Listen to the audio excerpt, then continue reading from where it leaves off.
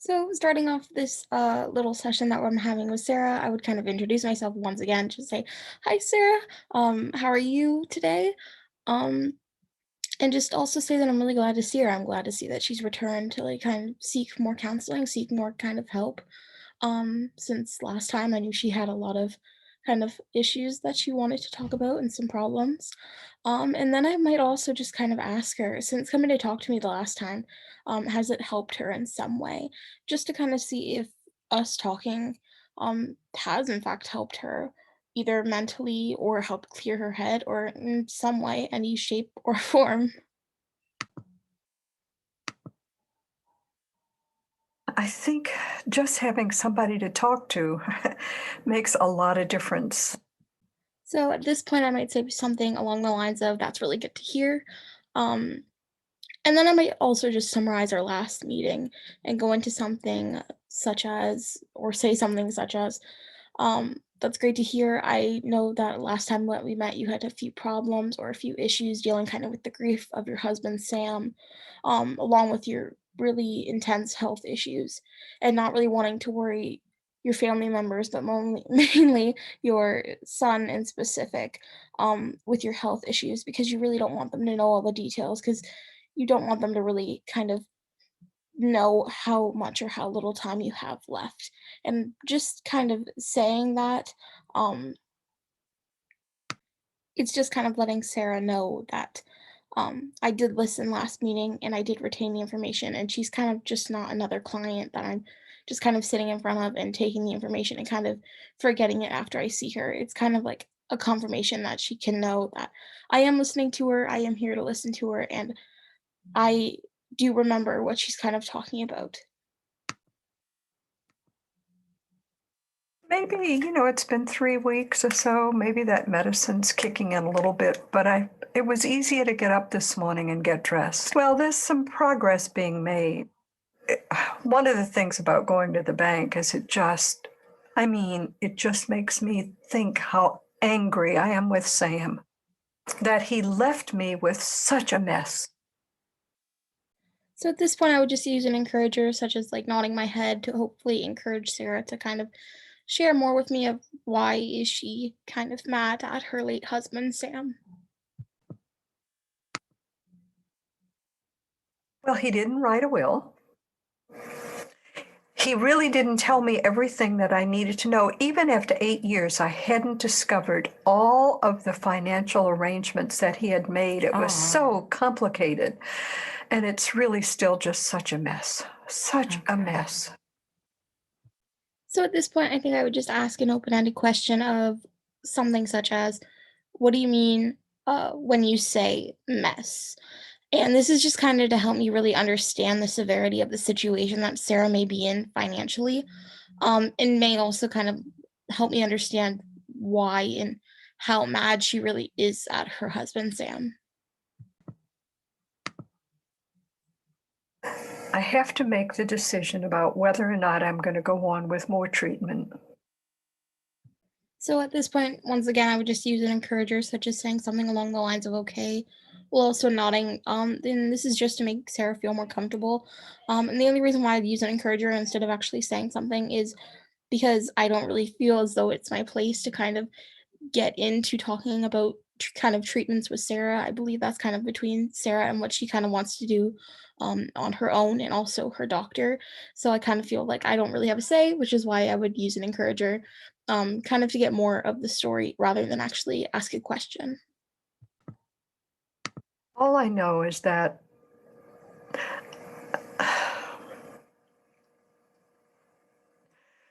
well, I really wanted to have time with the children. And if I go through more treatment,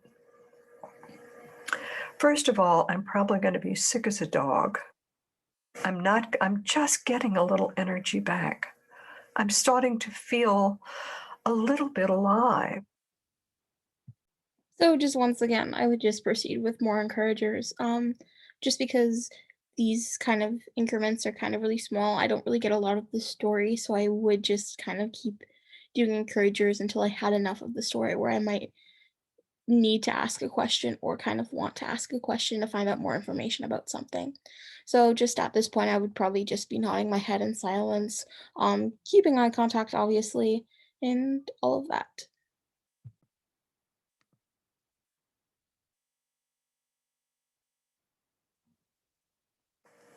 Well,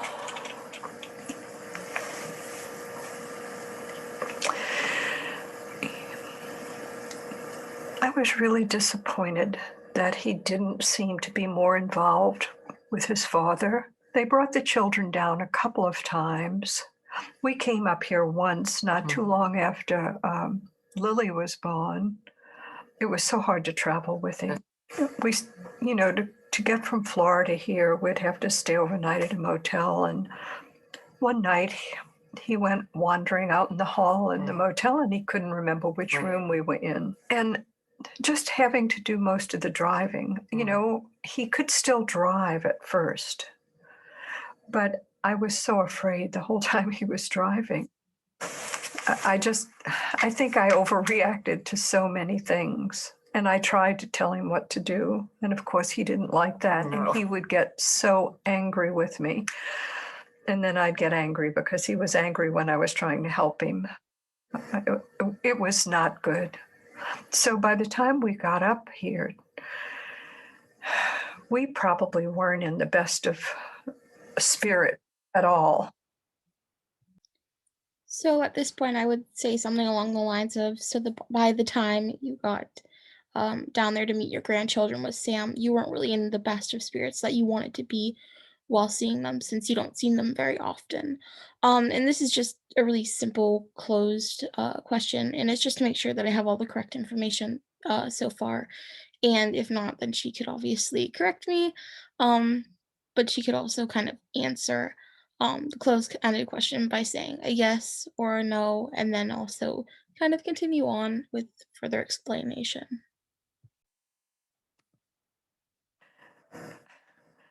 I remember being so angry. I just wanted to take him and slap him. So at this point, I would ask sort of a question along the lines of, do you know why you felt this way? Why you felt kind of this anger towards him? And I would just ask this to see if maybe Sarah knew kind of in herself why she kind of felt this way. And if she did, maybe she could give me an answer that could lead to possibly another problem that we could discuss further. Um, and if not, then maybe it's something that we could also talk about and kind of discover why maybe she felt this way together.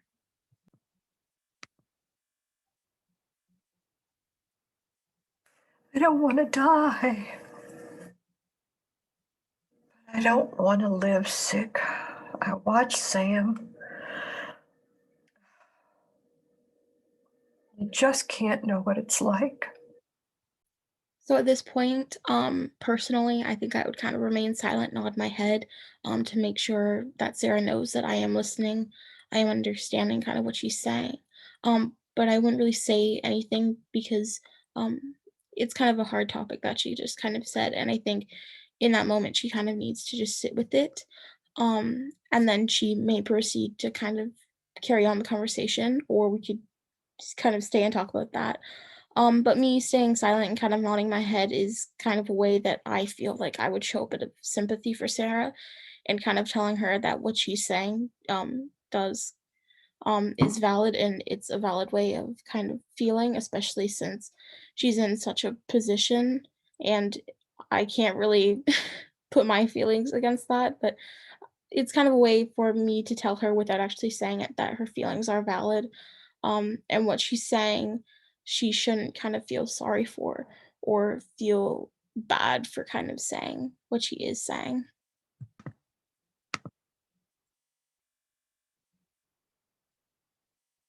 Sometimes I feel really, really guilty. If it would just be over so I could live again. I was so tired. Oh, goodness. So once again, Sarah's kind of really dealing with something that I feel as though I should kind of let her sit on for a moment before she feels kind of ready to speak again. So I believe in this point in time, I would just kind of remain silent, continue nodding my head, kind of as an encourager of telling Sarah when she's ready, she can start again, just kind of like I was doing before. He couldn't talk anymore. He didn't know who I was. And that's what frightens me. That's what frightens me. It frightens me that I'm going to disappear before the children ever know me. So at this point, I would say something along the lines of, so is this one of kind of the big worries that you've been having? And this is just really closed-ended question. It's a yes or no kind of question. But it just kind of lets me know Sarah's real concerns. And if there may be other things kind of that can arise from this question, such as me asking this question, she may say yes, and also this and this and this. And it's just kind of information that maybe we could talk about further if that is the case, either in this session or in a later session. I don't know if I'm more afraid that he'll try and talk me into chemo or if he won't care whether I do it or not. So I would say something here along the lines of okay, and just nodding my head kind of as an encourager, but um just kind of wanting Sarah to kind of continue on what she's saying. Because to be quite fair, I don't really have anything to really add here. Sarah's really just kind of sharing the story, and I feel as though it's kind of my job to kind of sit and listen a little bit further before I can kind of make comments about it. I always wanted to take Lily. I love the theater and I love art, and she loves music. And I wanted to take her on a trip to New York. There has to be a way. There has to be a way.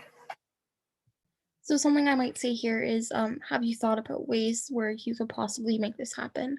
And I would basically just ask this because I know Sarah is kind of going through a lot financially with her family, grieving with her husband, um, and she's going through all these emotions. So I think I would kind of ask this to see if through kind of all these negative things that are sort of happening to her, if she has looked at this, which um, as she's kind of explained in the session, it is sort of like a positive thing. So, kind of, is she looking sort of still in the positives, even though she's kind of in a lot of darkness at this point in her life?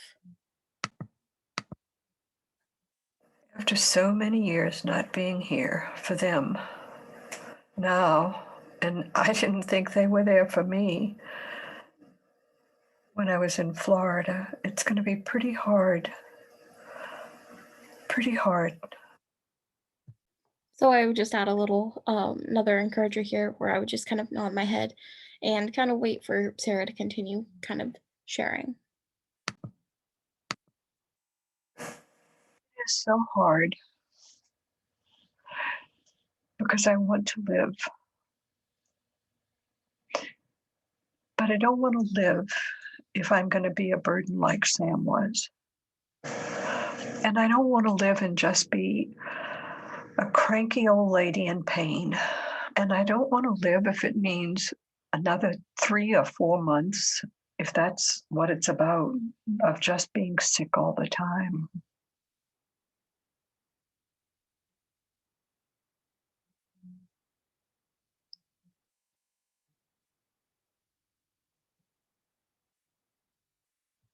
Okay, so firstly, do I think my child, my client is dealing with one main issue or a bunch of multiple different issues? I think that personally, for Sarah's case, we're working with a bunch of different issues. We're kind of working with things in regards to her late husband, some things in regards to her son and his family, and then on top of all of that, we're also kind of working with how she's feeling about kind of her health issues and things like that. And all these things are really kind of taking a toll on her. So to summarize, I would probably say something along the lines of it seems as though you're dealing with a lot right now in regards to not only your health, but also kind of financially and with your family. Um, and you also seem upset with Sam because he's kind of left you with this huge financial burden from the past 8 years. Um, but you also are kind of upset with yourself and you're worried about kind of the time that you have left with your grandchildren, but you're also worried about your own health and not wanting your family to kind of worry about what's happening and how long or how short you may have left. And lastly, do I think kind of like the work that I'm doing with this client is helping? Personally, I do think that the work that I'm doing with this client is helping. Um, she says in the very beginning of the video kind of that she feels as though it is in fact helping her, um, which as a counselor is something that I'm actually very happy to both hear but also see.